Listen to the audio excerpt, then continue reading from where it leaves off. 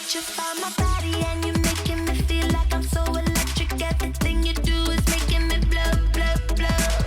Don't know what to do about it, can't seem now to live without it. All I wanna do is just no, no, no. You suffocate my mind and now my atmosphere is crowded, and you being here is making me blow, blow, blow. You penetrate my space and now I'm looking out of place and you're making it. What's up guys, Jake here from HookahRev.com, bringing you episode number 10 of Ask Jake. So yeah, 10th episode, I'm pretty proud of that. So for those of you joining us for the first time, Ask Jake is a hookah questions and answer powered by you guys. You post the questions in the comments below or just scroll by. There's plenty of people that post questions. Just give it a thumbs up and vote for the question that you want to see on next week's episode. So try to get this out every Sunday night or Monday. So Sunday, yeah, usually late Sunday or early Monday morning is when it usually goes out when I'm on time. But yeah, let's get right into it. Question number 1.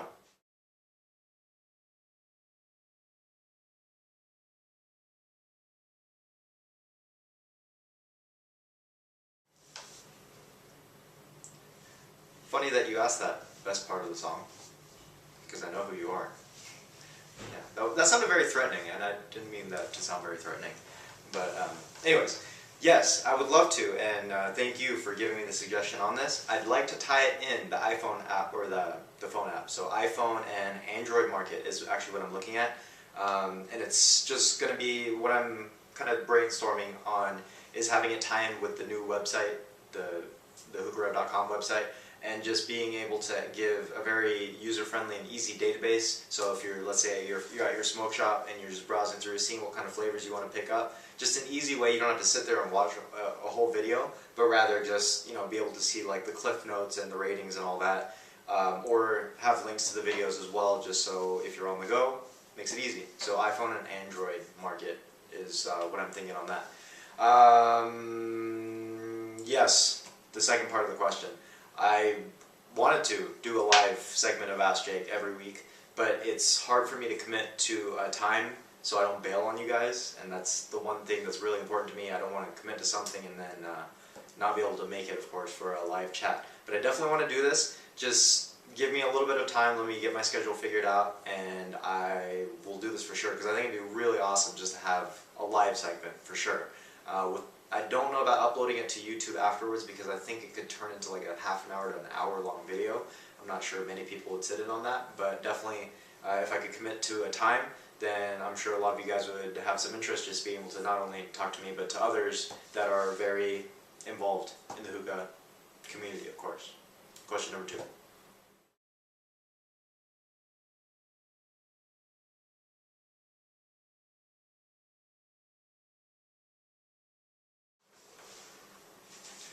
I've actually heard of this happening. Fakher does give me a buzz. Not tremendous, but I tried an experiment. So I was told something by someone and I didn't believe it. So I was on an Fakher kick for about 6 months straight. Now I was doing videos for you guys in between, but I wasn't, I mean on a daily basis, basically I was smoking like 3 to 5 bowls for a whole 6 months of Fakher. I would throw in like maybe a little bit of Starbuzz from where this is when I was at the lounge, but not a lot of it. So I was just smoking continuously Fakher, and I was getting very immune to the buzz. But of course, when I started my day off with like my bowl of Fakher mint, it would really be like a relief. And I've actually caught myself feeling a little bit more addicted to it than I would like to be addicted to hookah. Now I tell myself that I smoke hookah out of mainly just habit, but there was just something about it. I don't know why. Now that I've kind of gone back and broadened my spectrum of what I smoke on a daily basis, like every day now, I'll probably at least smoke 2 or 3 different brands rather than just one particular brand. Now I just tried to do this as an experiment, but after that 6 month span, I stopped smoking Fakher for a bit.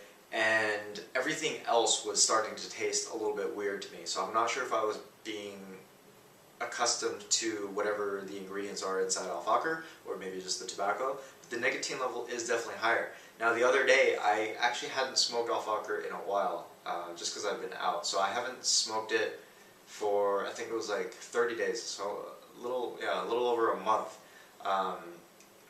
since my last, run with Fakher, and it was, it got me lightheaded for sure. It got me lightheaded, but it was just the taste of it wasn't as enjoyable as when how I remembered it. Now the same thing happened when was it like 4 or 5 years ago when I was just smoking Starbuzz, and then I tried to switch to Fakher, and I couldn't handle it at the time. That's what it was reminding me of. So there's definitely higher nicotine content in it for sure, but there might be something else in it that does make some people sick. Now you can get used to it, but I mean, I don't know. It just depends on preference.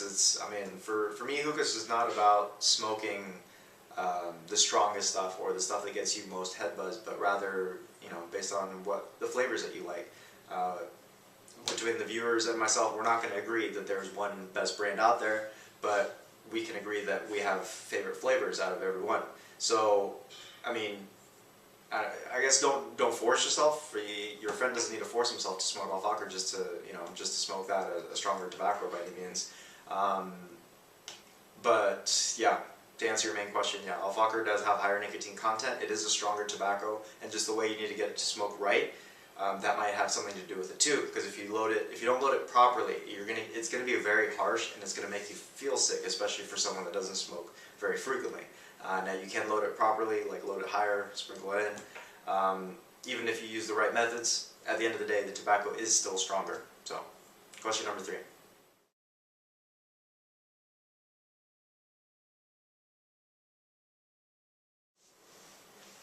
Alright, so maybe I'm not understanding this one 100%, but I'm not sure if you want me to reference to you guys as to what was happening with bad batches or potential bad batches, or if you're asking me to reference to Starbuzz, so like tell Starbuzz that there's some bad batches out there. But either way, maybe you can elaborate on either this video or the previous week's video on your comment.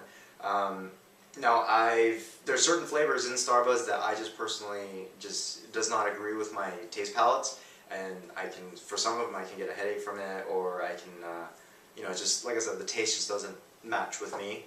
But I've heard, it was actually pretty recently, I've heard a lot of instances where there's like fake Starbuzz turning up in the market, which is, I mean, that's pretty lame. So whoever's doing that, stop. But yeah, there's fake Starbuzz in the market, I know for sure, and I've actually encountered one of them, and I took the time to smoke it, and it's pretty terrible. It will give you a headache. It's just not good stuff. So I know there's a lot of imitators out there. I think there's some guide out there, maybe on like the Starbuzz Facebook page, on how to determine a fake versus an authentic. More recently, the seal, the circular holographic seal, is the biggest indicator from what I understand. But yeah, maybe that was what happened as far as like the harshness or the poor quality that you guys have been experiencing. Any other new Starbuzz that I've been picking up, other than if maybe I don't like the flavor as much, but the tobacco has always stayed consistent for me, so I'm not sure. I mean, it does make a difference to buy it from a reputable source, of course. So, I mean, any of the online vendors, you guys know who the reputable vendors are. But your local smoke shops, those are the ones that are a little bit harder to police, I guess, in my opinion. But yeah, look out for that authentic versus knockoff thing. That'll definitely help you out. But I mean, I'll take this to the next level, and I'll try to reference this to the actual folks at Starbuzz and maybe see what they have to say about that. And if they do, then I'll report back with you guys on that. But so there's kind of asking 2 questions. So that sums it up for this week's Ask Jake number 10. Like I said from the beginning of the video, just post your comments below or vote on other people's questions so I can answer them for you guys next week. What was I going to say? I was totally forgetting something. Yeah, I don't. Oh, no, this is what I was forgetting. Okay, so Ask Jake number 9, I was posting pictures of my current stash just on my review queue, but here's the picture that I forgot to post. This is all the stuff that I cleared out of my stash in my old house before I was moving. That was all the stuff that I gave away, so that gives you I think 25% of what my stash was or is. But yeah, have a look right here. yeah, it's pretty crazy as far as how much stuff there was, but one of my lucky friends was able to snag all of that. I just wanted to get rid of it, and he happened to be very conveniently there that day. So till next time, guys. This is Jake, HookahRev.com. Check it out. Check us out on Facebook. My tongue is getting tied here. Check us out on Facebook, facebook.com/HookahRev. Get involved. Ask questions there. Ask questions here. Just ask questions. So see you guys later.